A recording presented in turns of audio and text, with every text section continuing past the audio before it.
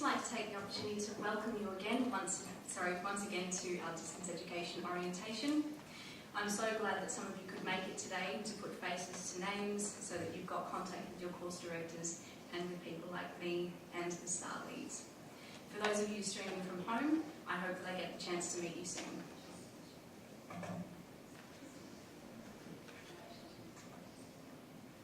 My name's Ash, and I've had various roles throughout the university, but most currently I'm with the Faculty of Business in the Courses Unit.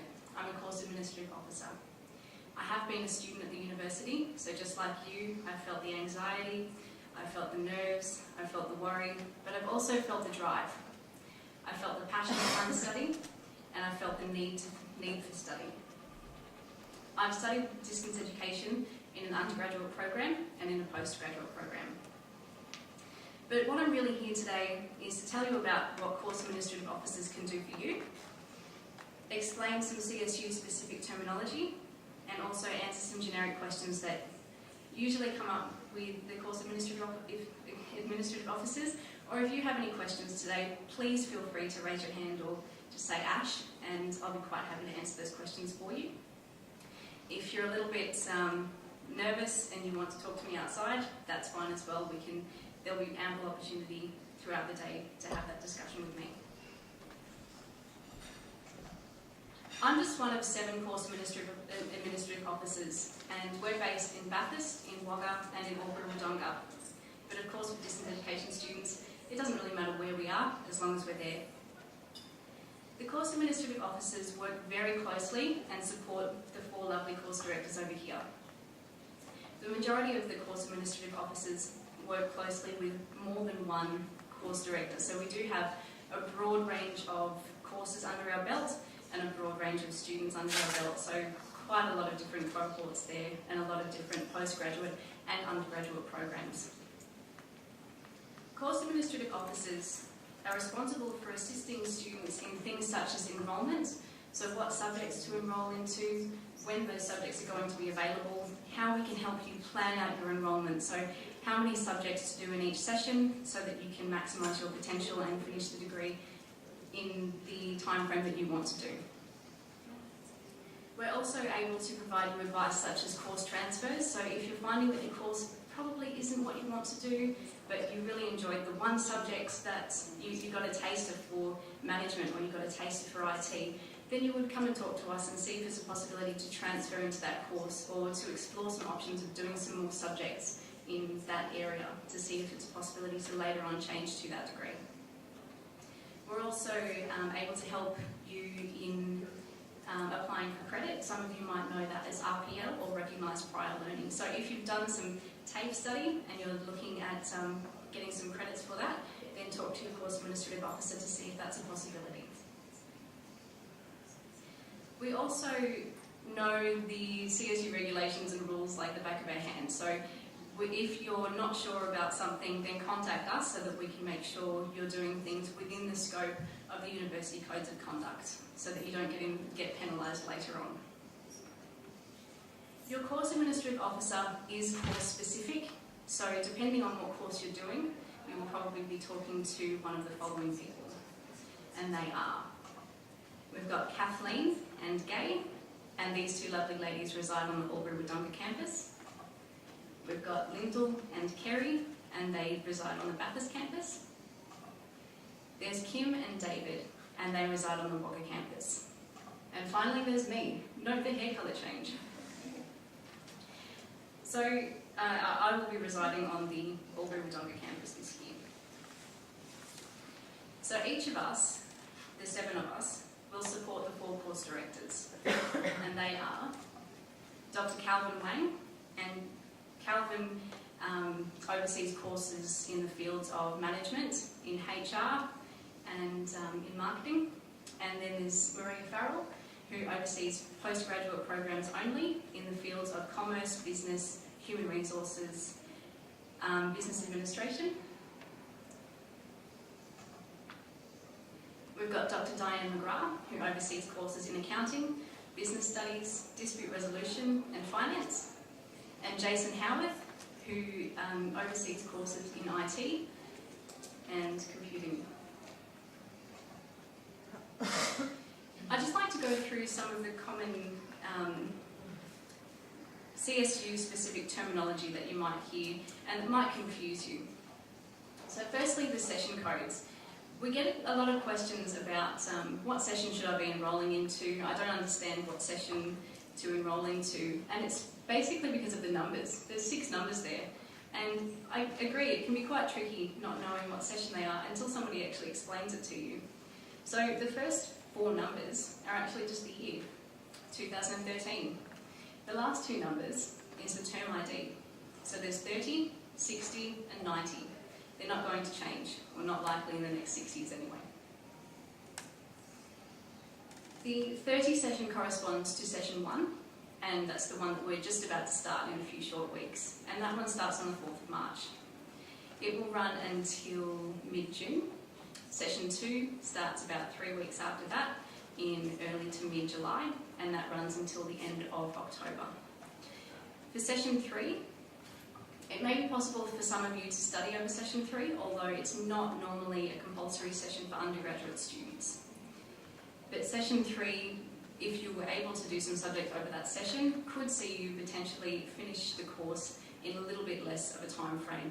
If you're wanting to do study over session 3, please consult your course administrative officer, and we'll do our best to plan out an enrolment for you, see what subjects are available, and we might do some swapping around. So instead of doing a particular subject in session 2, we'll move that to session 3, and we'll do a different subject in session 2 so that you're not missing out on some subjects there.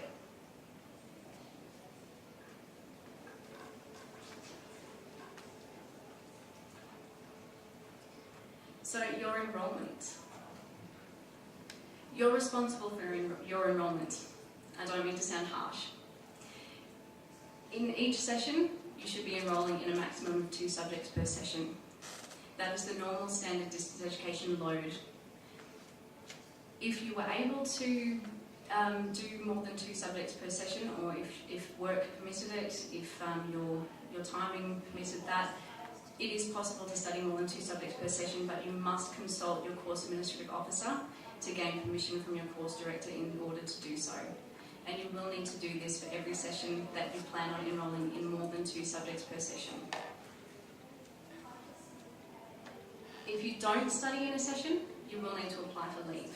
A leave of absence essentially means that you're still a student of the university, you just don't want to enrol in any subjects in that session, and that's absolutely fine. You have 4 leave of absences to use within 4 consecutive years. So if you have a big overseas holiday coming up, or if you're changing jobs or moving house and you feel you're not up for studying in that session, then you would be applying for leave. But you will need to put it on your enrolment.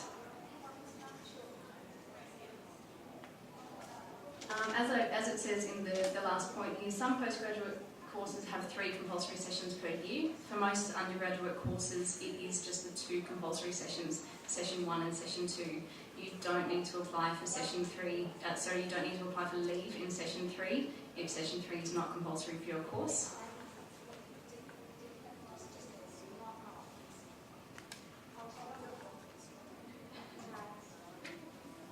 In your course structure, you might find that you have 8 core subjects, 10 restricted electives, and a number of subjects that make up a specialisation.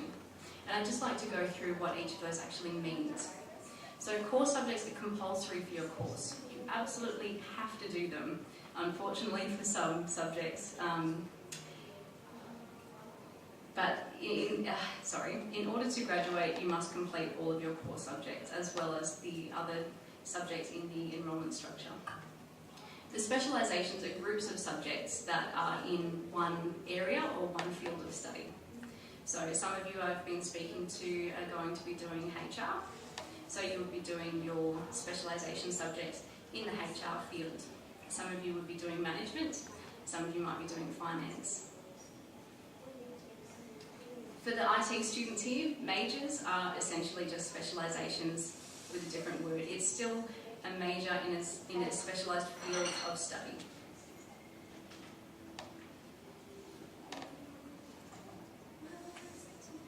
With electives, there's 2 different types of electives. There's your restricted electives, where you must choose For example, 1 out of 3, that's a restricted elective. You still get a choice, even though it's a small one. Then there's the non-restricted electives. The non-restricted electives essentially mean that you have a little bit more choice. Now, for subjects that you're able to do, you should probably consult your course administrative officer, but it might not have to be a Faculty of Business subject. If you wanted to do a history subject, or if you wanted to do an art subject, or if you're a business student wanting to do an IT subject, that would be okay, provided that you consult your handbook and check to see if it is actually a non-restricted elective. But again, if you're not sure, consult your course administrative officer and we'll be able to tell you what you can and can't do.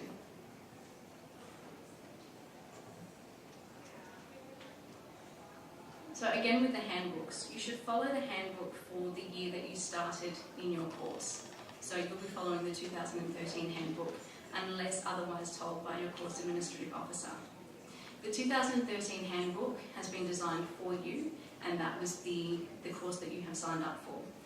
You may find that in the future, for example in 2014 or 2015, the course might change slightly and it might omit a subject and it might add a different subject, but you should still follow the 2013 handbook. If you preferred a later handbook, such as the 2014 or 2015 handbook, please consult your course administrative officer and we'll see if it's possible for you to do one of the later handbooks.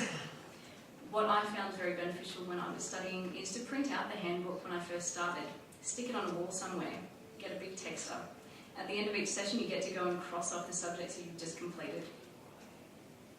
The handbooks can be located The handbooks can be located on the CSU homepage. You don't have to write that down. If you just go to the CSU homepage and type in handbook in the search bar, it should be the very first link that comes up. Now on the left-hand side, it will say previous handbooks, and that's where you would go, such as in 2014, there will be a new handbook. So you'll be looking for the previous handbook of 2013. So some common questions that we get. I'm going overseas next session and I want to know if I can sit my exams earlier or later than the exam date. Well, first of all, my first response to you would be, if you're going overseas, how long are you going for?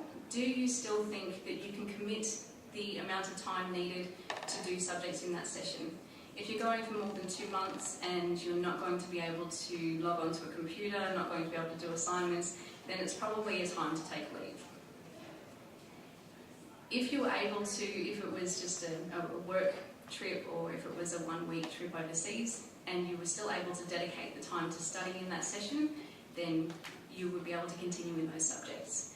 I would consult the subject coordinator as soon as possible to make sure that you can still get in assignments on time, or if required, if you needed an extension, to contact the subject coordinator well within the due date of that assignment and see if it's possible to get an extension. Now for the exams. Exams are not able to be sat in any session other than the exam session. So there's 2 weeks of exams at the end of session 1 and 2, and there's 1 week of exams at the end of session 3. Exams must be sat at the same time, same date for every student in that cohort. If you if you weren't able to take the exam, then you would be applying for special consideration for a supplementary exam, which you would then do at a later date, but we would notify you of when that would be.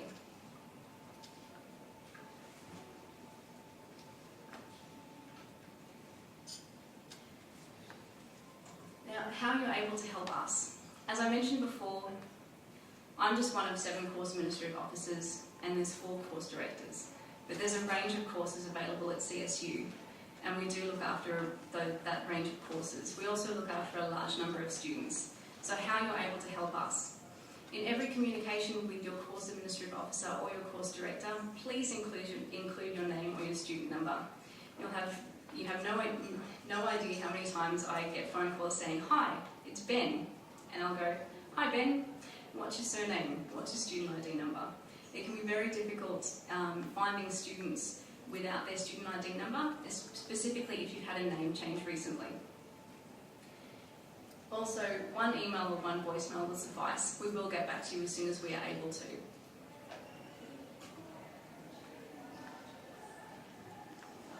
Just for your information, the regulations can also be found on the CSU homepage, in the search box if you just type in regulations. Now, were there any questions at all at this stage? No, not a problem. Well, thank you very much. Oh, yeah, sorry. When are the exam dates actually released? Exam dates are usually released in the mid-session break. So in sessions 1 and sessions 2, you've got 14 weeks, but that includes a 2-week break in the middle, and the exam dates are usually released then. So you've got 6 weeks and then a 2-week mid-session break, and then another 6 weeks. It's usually in that 2 weeks. Yes? Yep.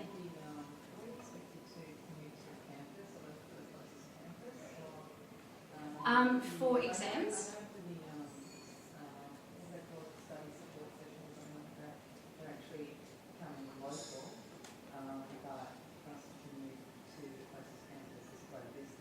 It is, yes.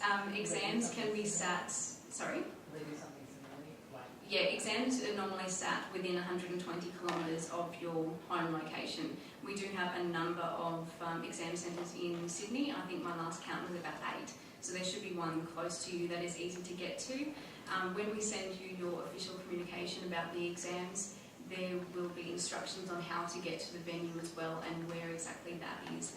Sometimes it could be a church, it could be a school, it could be a facility such as that. But yeah, there should be one close to you. You would never have to come to campus for an exam unless you're internal. Just on that, for the exams, also not logging into it, so if you move, which is we find often with our external students, that if you move somewhere, you can change your exam centre. Sorry, Rick, I'm just commenting that you can change your exam centre if you need to, if you move it around. So you offer that advice back through the exams office who organise your exam location to make sure. But you do need to do that earlier rather than later.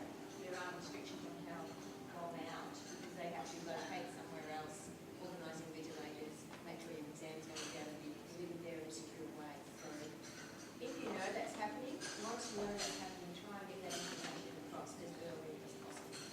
So when you're changing your address online, the next step is actually to change your exam centre as well. And it's on the next page, so don't forget to do that. Now, just to finish that off, you said, do we ever have to come to campus? I'd just like to elaborate on residential schools.